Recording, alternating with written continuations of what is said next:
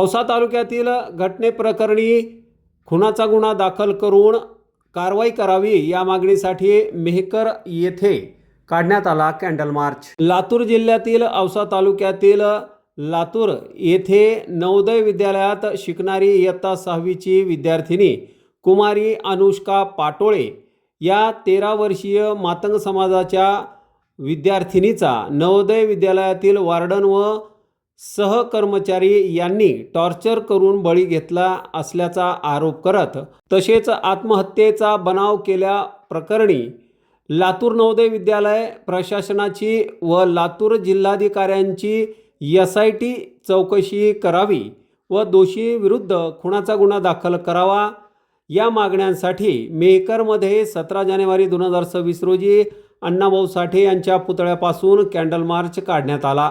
शहरातील मुख्य रस्त्यावरून शेकडो मातंग समाजाच्या महिला, पुरुष व युवकांनी यात हातात मेणबत्ती प्रज्वलित करून घटनेचा निषेध नोंदवला। या प्रसंगी झालेल्या निषेध सभेत ज्ञानेश्वर मानतकर सर, आंबेडकरी चळवळीचे नेते भाई कैलास सुगदाने, महिला नेत्या सुलोचनाताई दुतोंडे, राज्याचे नेते कैलास खंडारे आदींनी मार्गदर्शन केले।